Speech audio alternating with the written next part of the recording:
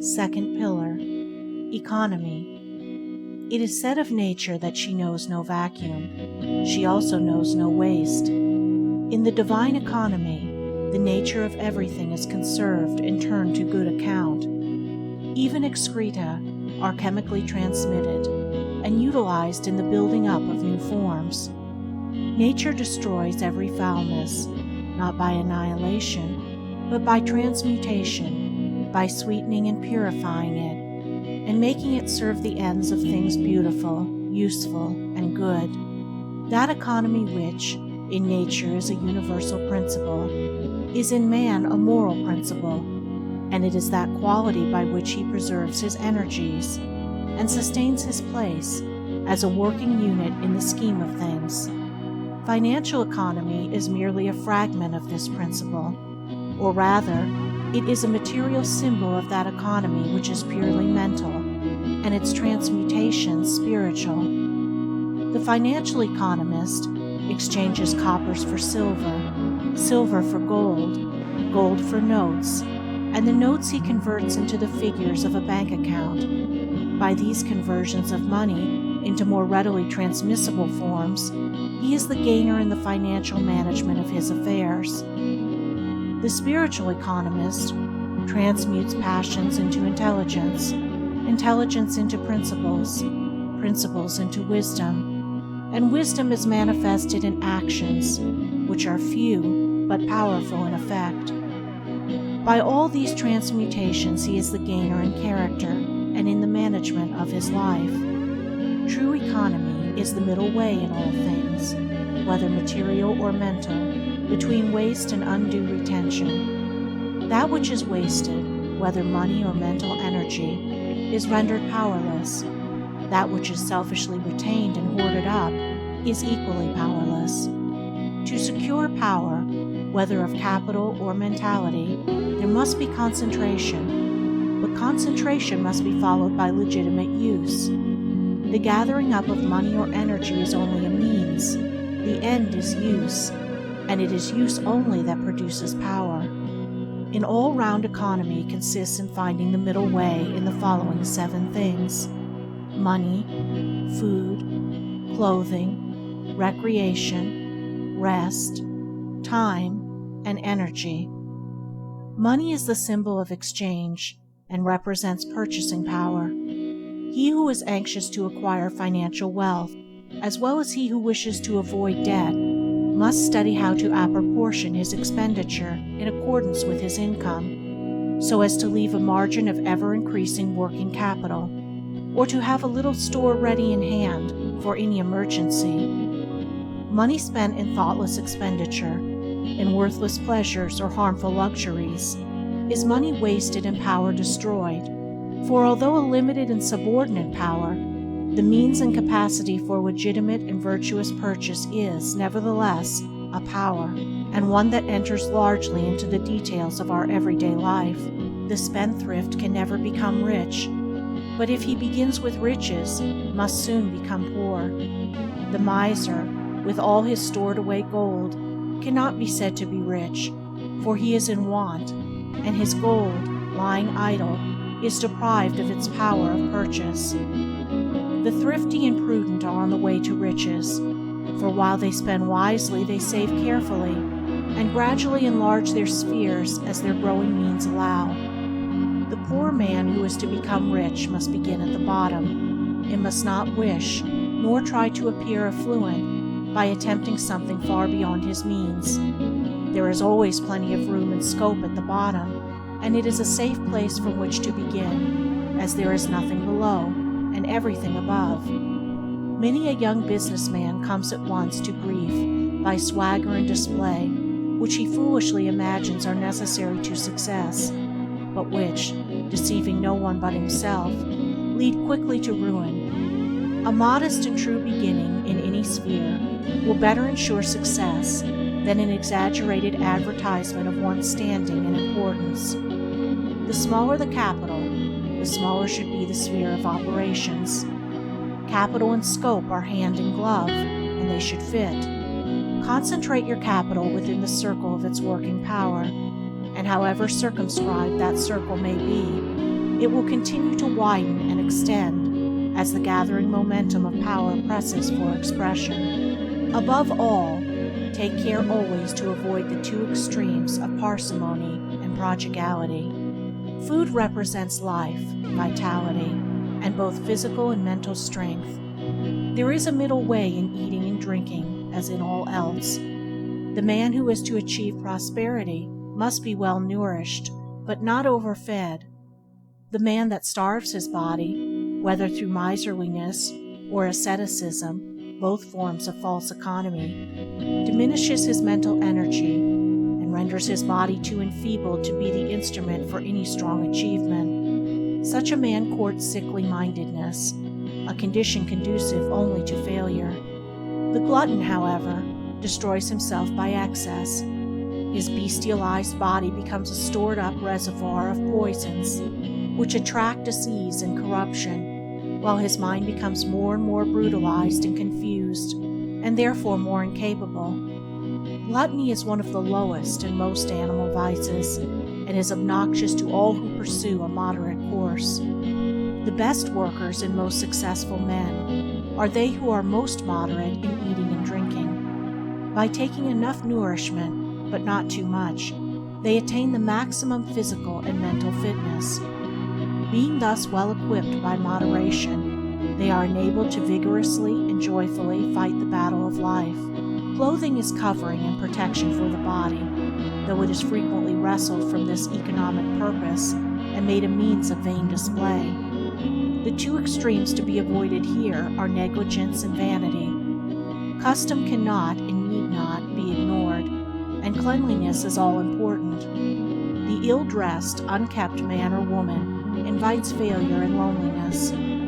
A man's dress should harmonize with his station in life, and should be of good quality, and be well made and appropriate. Clothing should not be cast aside while comparatively new, but should be well worn. If a man be poor, he will not lose in either self-respect or the respect of others by wearing threadbare clothing, if it be clean, and his whole body be clean and neat. But vanity, leading to excessive luxury in clothing, is a vice which should be studiously avoided by virtuous people. I know a lady who has 40 dresses in her wardrobe, also a man who had 20 walking sticks, about the same number of hats, and some dozen mackintoshes, while another had some 20 or 30 pairs of boots. Rich people who thus squander money on piles of superfluous clothing are courting poverty, for it is waste, and waste leads to want.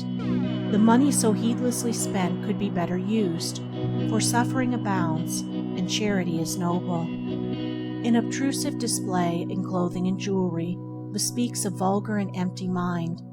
Modest and cultured people are modest and becoming in their dress, and their spare money is wisely used in further enhancing their culture and virtue.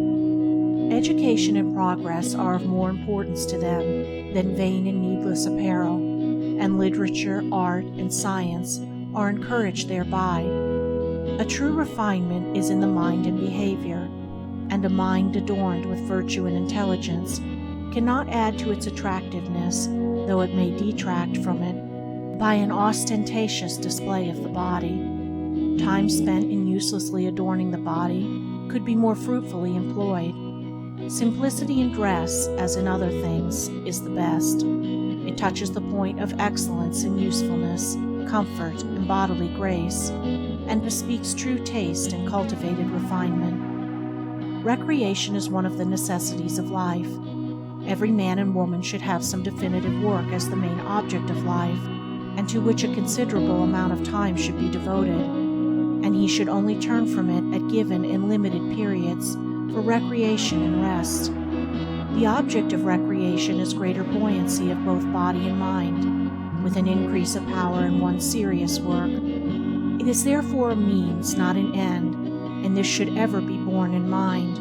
For to many, some forms of recreation, innocent and good in themselves, become so fascinating that they are in danger of making themselves the end of life, and of thus abandoning duty for pleasure.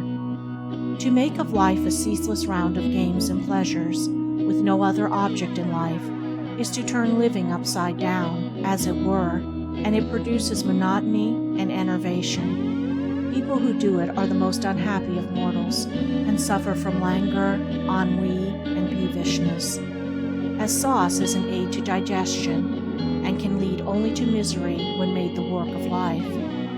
When a man has done his day's duty, he can turn to his recreation with a free mind and a light heart, and both his work and his pleasure will be to him a source of happiness. It is true economy in this particular, neither to devote the whole of one's time to work nor to recreation, but to apportion to each its time and place, and so to fill out life with those changes which are necessary to a long life and a fruitful existence. All agreeable changes are recreation, and the mental worker will gain both in the quality and quantity of his work by laying it down at the time appointed for restful and refreshing recreation, while the physical worker will improve in every way by turning to some form of study as a hobby or means of education. As we do not spend all of our time in eating or sleeping or resting, neither should we spend it in exercise or pleasure, but should give recreation its proper place as a natural tonic in the economic scheme of our life. Rest is for the recuperation after toil. Every self-respecting human should do sufficient work every day to make his sleep restful and sweet, and his rising up fresh and bright. Enough sleep should be taken, but not too much. Overindulgence on the one hand, or deprivation on the other, are both harmful. It is an easy matter to find out how much sleep one requires. By going to bed early and getting up early, rising a little earlier every morning if one has been in the habit of spending long hours in bed, one can soon very accurately gauge and adjust the number of hours he or she requires for complete recuperation. It will be found as the sleeping hours are shortened that the sleep becomes more and more sound and sweet, and the waking up more and more alert and bright. People who are to prosper in their work must not give way to ignoble ease and overindulgence in sleep. Fruitful labor, and not ease, is the true end of life, and ease is only good in so far as it subserves the ends of work. Sloth and prosperity can never be companions, and can never even approach each other. The sluggard will never overtake success, but failure will speedily catch up with him and leave him defeated. Rest is to fit us for greater labor, and not to pamper us in indulgence. When the body vigor is restored, the end of rest is accomplished. A perfect balance between labor and rest contributes considerably to health, happiness, and prosperity. Time is that which we all possess in equal measure.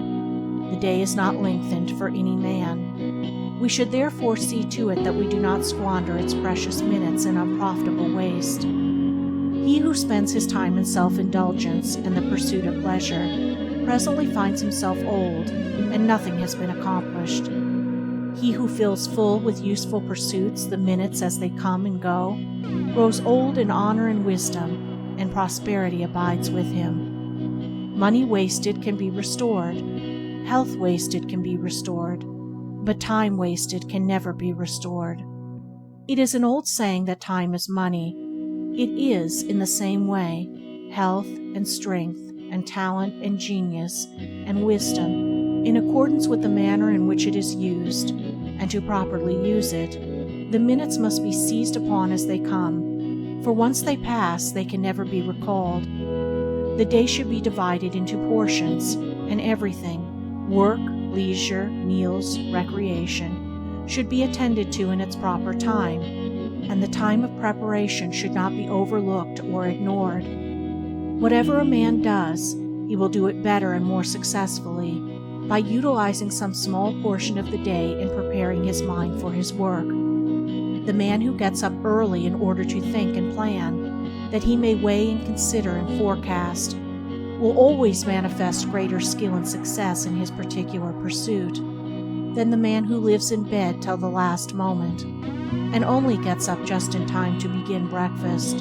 An hour spent in this way before breakfast will prove of the greatest value in making one's efforts fruitful. It is a means of calming and clarifying the mind, and of focusing one's energies so as to render them more powerful and effective.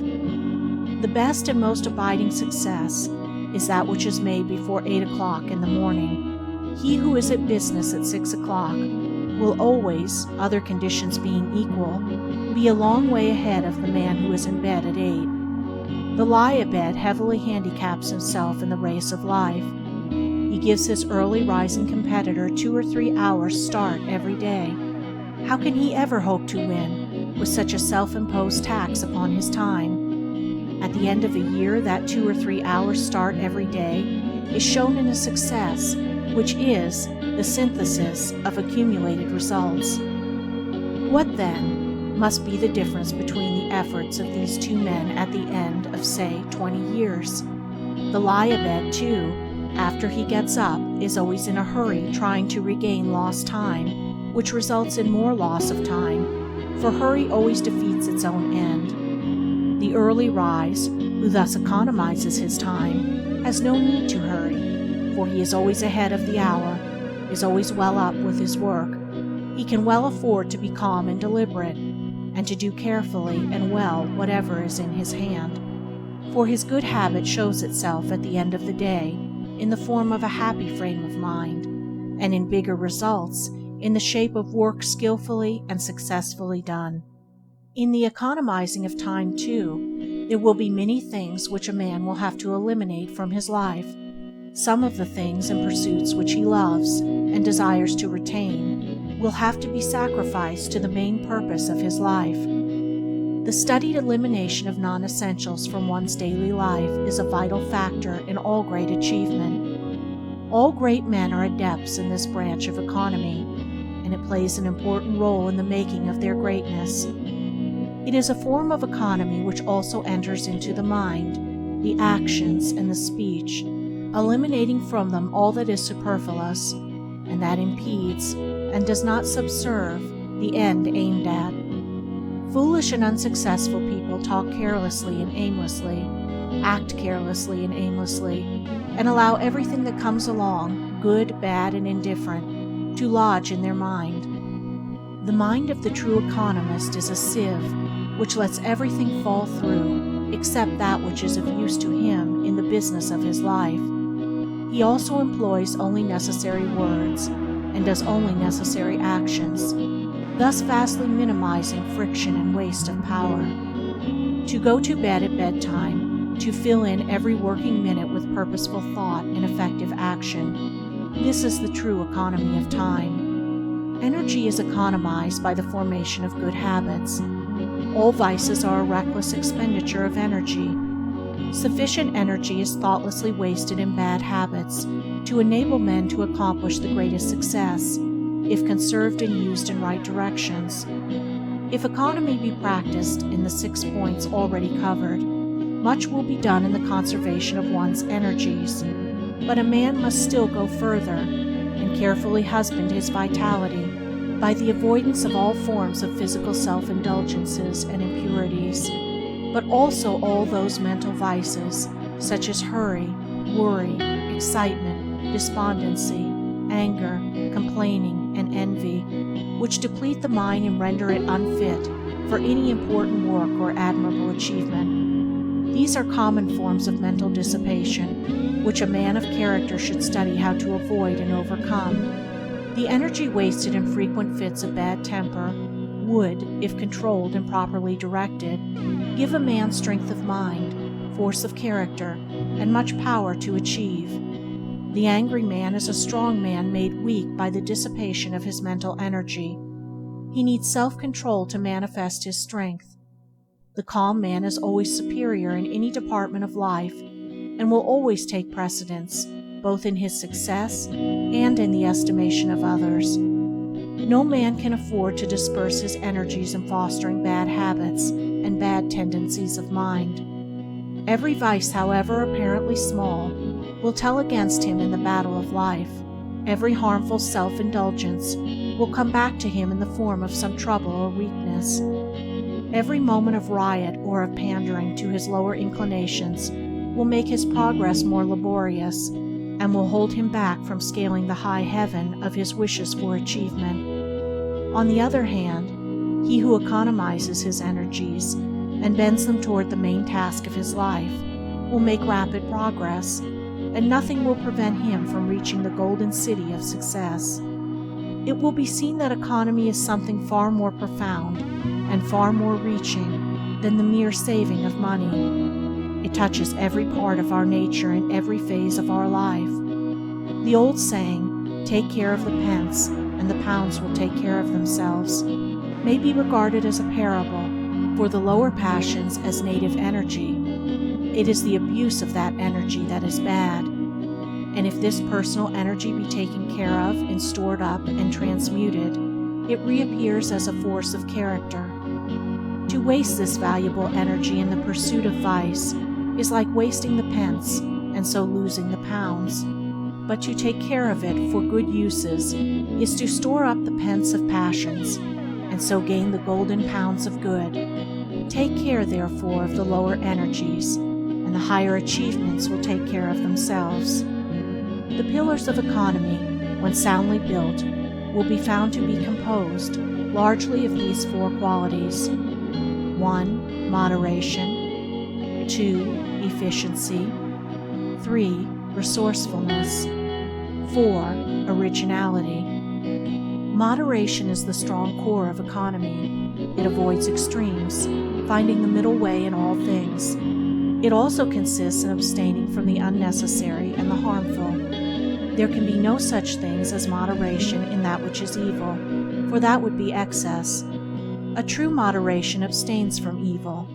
It is not a moderate use of fire to put our hands into it, but to warm them by it at a safe distance.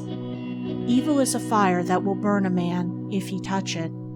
It is a harmful luxury, and is best left severely alone. Smoking, snuff-taking, alcoholic drinking, gambling, and other such common vices, although they have dragged thousands down to ill health, misery, and failure, have never helped towards one's health, happiness, and success. The man who eschews them will always be head of the man that pursues them, their talents and opportunities being equal.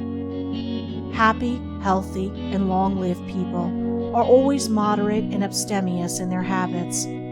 By moderation, the life forces are preserved. By excess, they are destroyed.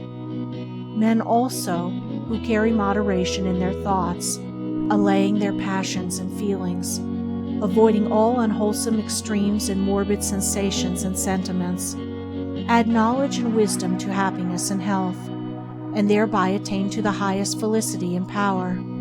The immoderate destroy themselves by their own folly. They weaken their energies and stultify their capabilities. Instead of achieving an abiding success, reach only, at best, a fitful and precarious prosperity. Efficiency proceeds from the right conservation of one's forces and powers.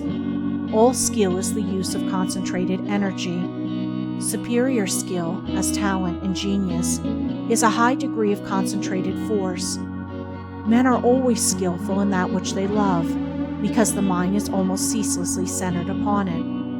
Skill is the result of that mental economy which transmutes thought into invention and action. There will be no prosperity without skill, and one's prosperity will be the measure of one's skill. By a process of natural selection, the insufficient fall into their right places, among the badly paid or unemployed. For who will employ a man who cannot, or will not, do his work properly?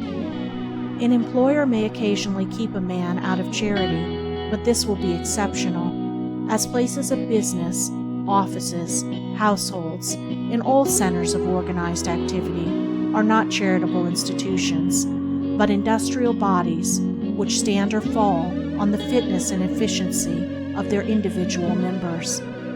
Skill is gained by thoughtfulness and attention. Aimless and inattentive people are usually out of employment, to wit, the lounger at the street corner. They cannot do the simplest thing properly, because they will not rouse up the mind to thought and attention. Recently, an acquaintance of mine employed a tramp to clean his windows. But the man had refrained from work and systematic thought for so long that he had become incapable of both, and could not even clean a window. Even when shown how to do it, he could not follow the simple instructions given. This is an instance, too, of the fact that the simplest thing requires a measure of skill in the doing. Efficiency largely determines a man's place among his fellows, and leads one on by steps to higher and higher positions as greater powers are developed. The good workman is skillful with his tools, while the good man is skillful with his thoughts. Wisdom is the highest form of skill, aptitude in incipient wisdom. There is one right way of doing everything, even the smallest, and 1,000 wrong ways. Skill consists in finding the one right way and adhering to it. The insufficient bungle confusedly about among the 1,000 wrong ways, and do not adopt the right way even when it is pointed out to them. They do this in some cases because they think, in their ignorance, that they know best, thereby placing themselves in a position where it becomes impossible to learn, even though it be only to learn how to clean a window or sweep a floor. Thoughtlessness and inefficiency are all too common. There is plenty of room in the world for thoughtful and efficient people. Employers of labor know how difficult it is to get the best workmanship. The good workman, whether with his tools or brain, whether with speech or thought, will always find a place for the exercise of his skill. Resourcefulness is the outcome of efficiency. It is an important element in prosperity, for the resourceful man is never confounded. He may have many falls, but he will always be equal to the occasion, and will be on his feet again immediately. Resourcefulness has its fundamental cause in the conservation of energy. It is energy transmuted. When a man cuts off certain mental or bodily vices which have been depleting him of his energy, what becomes of the energy so conserved? It is not lost or destroyed, for energy can never be lost or destroyed. It becomes productive energy. It reappears in the form of fruitful thought. The virtuous man is always more successful than the vicious man because he is teeming with resources. His entire mentality is alive and vigorous, abounding with stored-up energy. What the vicious man wastes in barren indulgence, the virtuous man uses in fruitful industry. A new life and a new world, abounding with all fascinating pursuits and pure delights, open up to a man who shuts himself off from the old world of animal vice, and his place will be assured by the resources which will well up within him. Barren seed perishes in the earth. There is no place for it in the fruitful economy of nature. Barren minds sink in the struggle of life. Human society makes for good, and there is no room in it for the emptiness engendered by vice. But the barren mind will not sink forever. When it wills, it can become fruitful and regain itself. By the very nature of existence, by the eternal law of progress, the vicious man must fall. But having fallen, he can rise again. He can turn from vice to virtue and stand, self-respecting and secure, upon his own resources. The resourceful men invent, discover, initiate. They cannot fail, for they are in the stream of progress. They are full of new schemes, new methods, new hopes, and their life is so much fuller and richer thereby. They are men of supple minds. When a man fails to improve his business, his work, his methods, he falls out of the line of progress and has begun to fail. His mind has become stiff and inert, like the body of an aged man, and so fails to keep pace with the rapidly moving ideas and plans of resourceful minds. A resourceful mind is like a river which never runs dry, and which affords refreshment and supplies new vigor in times of drought. Men of resources are men of new ideas, and men of new ideas flourish where others fade and decay.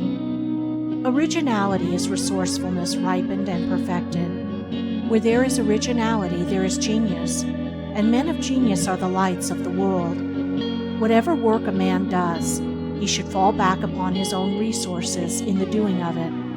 While learning from others, He should not slavishly imitate them, but should put himself into his work, and so make it new and original.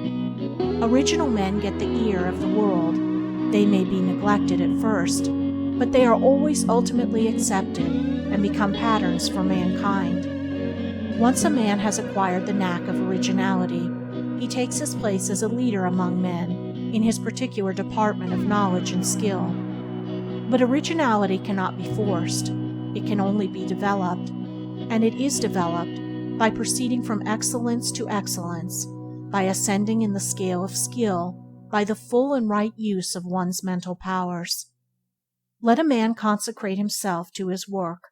Let him, so consecrated, concentrate all his energies upon it, and the day will come when the world will hail him as one of its strong sons, and he too, like Balzac, who after many years of strenuous toil one day exclaimed, "I am about to become a genius.